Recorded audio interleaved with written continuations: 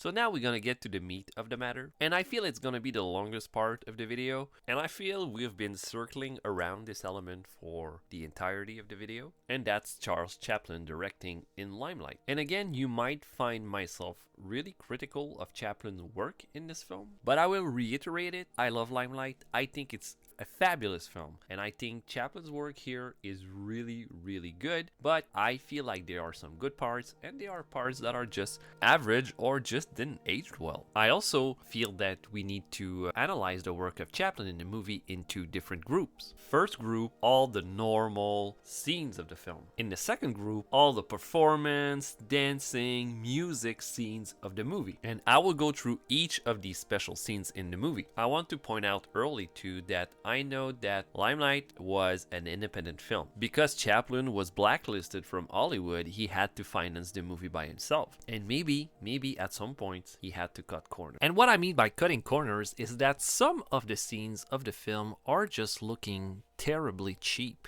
There are maybe just 2 or 3 moments in the movie like that. I mean, just look at that. I don't want to be rude, but I believe anything could have been better than this. I'm still scratching my head as to why these scenes are still in the movie. They're not adding anything narrative-wise, they're just a reflection of the peace of mind of the characters. Honestly, I don't think these scenes should have been in the final cut of the film. There is one other scene that I just scratch my head every time I watch it. It's the moment Calvero and Terry's are talking with the director of the dance. The dialogues are alright and all, but what is that? You can just clearly see the shadow behind the man. Okay, maybe they didn't have a theater when they were shooting the scene, but this is just unacceptable. You cannot see the shadow of an actor when you're using a background. This is just basic. But these are just the cheapest scenes I saw in the film. Usually the movie looks incredible. Limelight is in black and white, which by the 50s was still a pretty common practice. And even though sometimes Limelight could feel a little dated in terms of aesthetics, there are some beautifully crafted shots in that movie. Shots that, if they were in color, would probably not be as vibrant as they are in this situation. But other than making the movie look more pretty, the choice of black and white is just fitting perfectly here. In this semi-biopic about the greatest actor of black and white cinema, it honestly just feels right to have him in black and white in this project. It also helps creating this nostalgic feeling you have when you watch the movie. It just saddens me that in the end, the only color movie we had of Chaplin was A Contest in Hong Kong, was a movie that just doesn't look good at all, but at least we got Limelight, who you could argue with me probably has the nicest shots Chaplin ever had in any of his films. But the cinema of Chaplin is not really about the beauty of the shots. What matters to Chaplin is emotion, and these emotions must be translated by what's happening in the picture. I know what I'm saying sounds really simple, it might even sound silly, but it's really not that easy to create an emotions when you are not relying on technique in cinema. And what I mean by that is editing. Chaplin had a really classic style of directing. And the movies that he did with sound pretty much were like the movie that he did when he was in the silent era of cinema. What mattered to Chaplin was emotion through action conveyed by the actors or the setup of the scene. So in Limelight, there is not that much editing in the movie. And when there is in a scene, it's never to steal the show. Some people could say that this style of directing is much more simpler, but moviegoers were not the same in the 50s that they were in the 20s, and we are clearly not the same now that we were back then. But the most interesting thing about the fact that Chaplin didn't really evolve his directing style over the years is that Limelight feels dated on so many levels, but feels fresh on so many others. If I am to address the most dated part of Limelight, I feel like this Claire Bloom quote is the perfect introduction. Chaplin was the most exacting director, not because he expected you to produce wonders on your own, but because he expected you to follow unquestionably his every instruction. I was surprised at how old-fashioned much of what he prescribed seemed, rather theatrical effects that I didn't associate with modern cinema. I feel Claire Bloom really hit hit the nail with this quote. Chaplin was not willing to be questioned when he was directing, and his style of directing was really more reminiscent of theater. I also feel like talking movies were never really Chaplin's strong suit. And while I consider the second hour of Limelight to be incredible, the first hour is pretty rough. There's two main reasons why. First, the scenes are way too long, and second, there is usually not enough cuts to make the scenes dynamic. And add to that the element that Chaplin was not trying to make any stylistic or artistic shots, at least during the dialogue scenes. During these dialogues, Chaplin is keeping the same strategy he used all of his career when he was doing a movie. He put every element of the scenes around him. The problem is, dialogues and action are two separate things, and dialogues have a really different flow. In a more action scene, you can put physical element to the scene to make it more interesting. Chaplin seems to think that it's the same thing with dialogue. You can just go over subject after subject after subject after subject in the same scene to keep the interest going. It creates a completely different effect. These scenes feels empty. And it's not because the scenario is badly written. It's more so because there is a lack of cuts, and also because there is a lack of ambience and music in some of those dialogues. I will use an example to prove my point. I would take, for example, the first dialogue between Terry and Calvero. That scene is about 4 minutes long, but it feels longer than that. I will show that scene in fast forward, and then we'll talk about it.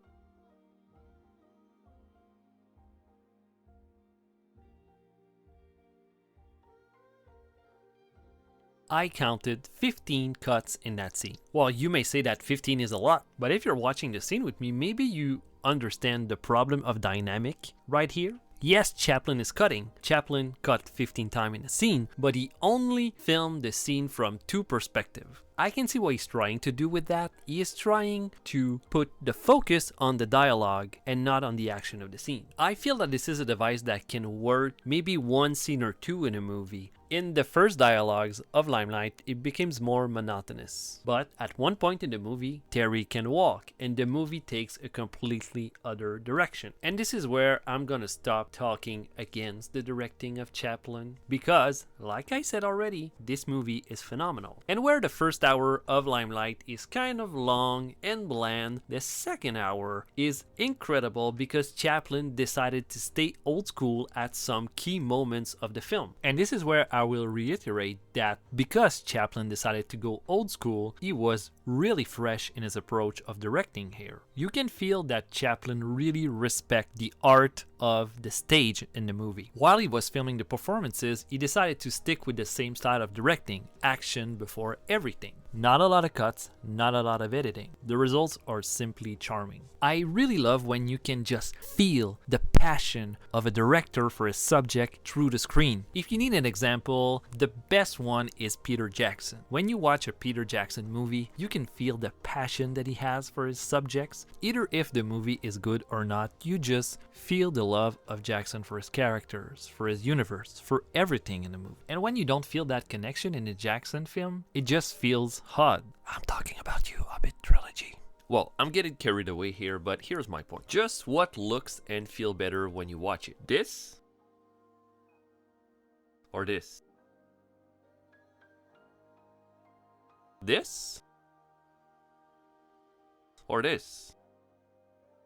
Chaplin was not just directing the scenes where there were performances, he also composed the music for most of the numbers. The results are simply astonishing. Not only that, but overall, those performances are incredible when you watch it even today. You must have a really good understanding of stage performances to be able to film it in a movie and not to make it look dull or slow or boring. Chaplin completely succeeded in that department. So why is there that much inconsistency between the quality of the scenes in the movie? To me, the answer is pretty simple. Chaplin was good at filming what he knew and was passionate about. He still believed in the 50s that the silent movie approach was the most successful in terms of creating an emotion to the viewer. Whether that position is true or not, you can't deny that Chaplin at the silent movie approach was one of the best in the game. And to me, it's really no surprise that all the best scenes in Limelight are silent scenes. 3 of those scenes are sticking picking up in my head. First is the death of Calvero that we already talked about. Second is the performance between Chaplin and Buster Keaton at the end of the film. And lastly would be the long and elaborate sequence of Terry's star-breaking performance. The performance of Buster Keaton and Chaplin is for a lot of people the highlight of the film. The symbolism of that scene is enormous when you know a little bit about the silent movie era. Buster Keaton, just like Chaplin, was a big star during the 20s. And just like Chaplin, he transitioned from doing short film to doing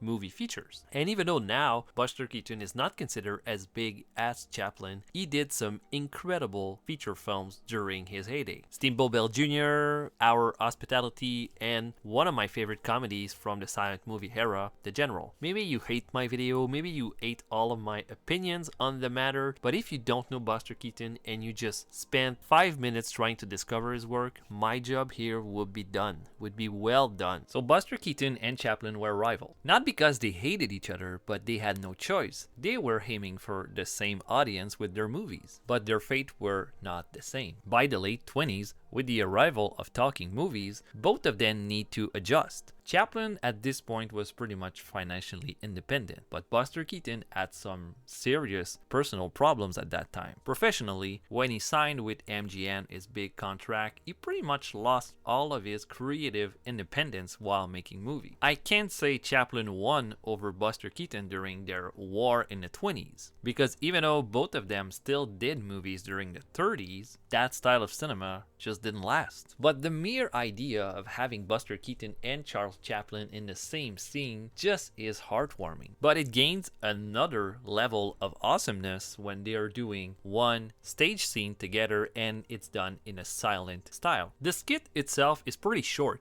and is built around 4 or 5 jokes that are being repeated in the skit. It could have been a short film in 1915, for example. But it's working, and it's not only working because the comedic timing is pretty good between Keaton and Chaplin, but also if you look at it in a more nostalgic view, this is the last number of the trim. It's overall a good number. It's hitting the nail right. And for that precise moment in the film where we are pretty much filled up with emotion and nostalgia, this is just a great last number. The other great scene is the performance of Teresa. This was the longest scene in the film, and for Chaplin, it was clearly the most elaborate scene he had to construct in the film. Because filming a dancing number is clearly not the same thing as filming just a comedic routine or a dialogue scene. The perspective of the filming, the way the actors were used in the scene, the integration of the music and the sets, it was a completely different ballgame. It was just a blast to rewatch that scene for this video, and even after watching hundreds and hundreds of films, I still think that Limelight has one of the best integration of an artistic performance in a movie. I am not an expert in dancing numbers. The only time that I really watch dancing is when there's a video of 2 random girls dancing that just sneaks into my Instagram feed now. But I feel like the true essence of art is not that you are knowledgeable of what you're watching or listening, but it's more about the effect it has on you. By becoming more knowledgeable of the art you're watching, you have more tools to feel the effects of the art. But that music number just hits me in a really sensible chord. I like the way the stage opens when the scene starts. It's a little detail, but it tells you everything you need to know. This is not the normal scene of the film. The perspective of the camera is also completely different in that scene. You're not watching a movie right now. You are having a seat for an incredible show. I feel like this complete change of pace is a really good choice. It's a perfect opportunity to see the work of Chaplin with a different eye. Because I knew of Chaplin as an actor. I knew of Chaplin as a director, but I've never really think about him as a composer. It's pretty clear that Chaplin put a lot of work in the soundtrack of the film, and not just on the dancing scene of the film. In pretty much all the dialogues of the movie, there is no music. It's an element that is not really helping some of the longer scenes in the film. But I kind of understand what Chaplin is trying to do here. The music in Limelight is not background music. The music is here to create emotion. During the dancing number, he is using music all the way, and that score is simply mesmerizing. Because I don't want to get into copyrighted stuff here, I will not use the music in this video, but I will get the link in the description. The theme of Limelight, which is the song that is used in the dance number, is a song that has been with me since I rewatched the film. That melody just stays with you. Na na na na,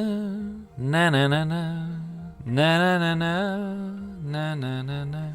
In the context of a slow dance number, it's perfect. And when we get to the dancing, I don't know what to talk about. And even though I know nothing about dancing, you couldn't get my eyes off the screen when I was watching the film. There's an elegance, there's a delicacy, there is something unknown and beautiful that is haunting that scene. I could try to rationalize my love of that specific moment in the film, but I prefer to not know that. I prefer to just let my emotion speak when I watch the movie. In the end, I'm really conflicted about my appreciation of the directing of Chaplin in the movie, but I think it's for the better. Chaplin did not evolve his style of directing. By the 50s, he was not meant to do a conformative film, but all his experience, all the commutative of all the things that he loved and he was passionate about, bring some of the most unforgettable scene of the 50s cinema. Some people could say that the style of Chaplin was obsolete by the time he made Limelight, but I will say, even today in 2023, we can still learn a lot from the way Chaplin did Limelight. Chaplin was already the king of making universal cinema. Here in Limelight, he uses that strength and all the experience of a lifetime to showcase the beauty of the artistic craft. And for that, to this day, Limelight remains an incredible accomplishment in filmmaking. So we talked a lot about Limelight in that video. And after such a lengthy discussion about the movie, maybe we can go back to the context of the film to see how was the movie received. I feel like the reception of Limelight was just like the movie, sad and beautiful at the same time. So Charles Chaplin decided that he wanted the premiere of Limelight to be in London. I consider that a pretty fitting choice. When you take into consideration the history of Chaplin, his whole career, the man started his career in London and would finish his professional career with his farewell movie in London. And how did it went? I think the best way to describe this premiere is this quote from Sidney Skolsky from Variety. The projection room lights went up. The entire audience from Ronald Colman to David Selznick to Judge Pecora to Sylvia Gable stood up and applauded and shouted, "Bravo." It was as if all Hollywood was paying tribute to Charlie Chaplin. Then, the little gray-haired fellow walked up to the platform. He said, "Thank you. I was very scared. You are the first people in the world to have seen the picture. It runs 2 hours and 30 minutes. I don't want to keep you any longer. I do want to say thank you." And that's as far as Chaplin got. A woman in the audience shouted, "No, no, thank you." And then others in the audience took these words and shouted them to Chaplin. Somehow, I think this is the key to Limelight. It doesn't matter whether some people think it is good and some people think it is great. The degree doesn't matter. This is no ordinary picture made by an ordinary man. This is a great hunk of celluloid history and emotion. And I think everybody who is genuinely interested in the movies will say thank you. Isn't that beautiful? The reception was great. Limelight was a success in Europe, but sadly, politics got in the way of Limelight. Soon after the premiere, Chaplin learned that he was banned from the United States of America. He did Limelight in the first place because he wanted to prove that people in the United States still liked him. The problem is, nobody got the chance to see the movie. Limelight was either boycotted by the theater or removed after the first screenings. The saddest part about that is that many movie fans had no way of seeing Limelight. Because we're in the 50s, you had two ways of watching a movie, either theater or on TV. And with his reputation down the toilet, there was no way Limelight would be shown on TV. Limelight ended up being a sadly forgotten film. But history sometimes has its bright sides. In 1972, Limelight was re-released in theaters. The political landscape completely changed by that time, and the American cinema was in a complete boom of creativity. The reception was incredible, and many people thought that they were robbed of a Chaplin's movie for 20 years. And let's be honest, they were. I think the industry knew that Chaplin was done wrong at that time, and he finally got recognition for Limelight on the highest platform possible, the 1972 Academy Awards. Not only did Limelight won Best Soundtrack at the Academy Awards, Chaplin got an honorary awards for his entire career. So Chaplin was right. He was still beloved in the United States of America. Independently of all the things we learn about Chaplin, about the things he did, probably did, or maybe did, in 1972, at that moment with that intention, it was just a beautiful moment. So in the end, with a $900,000 budget, Limelight grossed over $8 million at the box office. Today though, because Limelight was not a silent movie and it was not made during the golden era of Chaplin's, Limelight remains in a shadow of the rest of his filmography. It's a sad statement to do for me because I consider Limelight to be better than some of the older films of his career. But film scholars and movie fans in general will forever go back to Limelight to discover it or rediscover it because it's an important film about an incredible artist. As for me, it was just delicious to come back into Limelight 15 years later. I consider my rating of 96 to be a little high, and I consider this updated ratings of 90 to be a perfect score for my actual taste in movies. The movie has some flaws, but it's so beautiful at moments, I have to give it up to Chaplin. He made me care. So here we are. I am proudly putting my signature on this video. I really was not expecting this side project of mine to take up so much time, but here we are. It's over and it was a blast. I am planning on making another video soon. Your feedback are going to be primordial for me to get better and to work on some flaws in my videos. I know, my grammar isn't perfect. I'm doing the best I can, honestly. To me, it was just fun to be able to communicate in another language. So I hope you liked the video. I hope you learn a thing or two about Chaplin, about Limelight, about older cinema. But really, most importantly to me, I hope you just want to watch a movie now. Do it, you'll like it. And as a conclusion, I will show you my 3 random numbers with the 3 movies attached to them, and one of them will be the next video. See you guys, à la prochaine.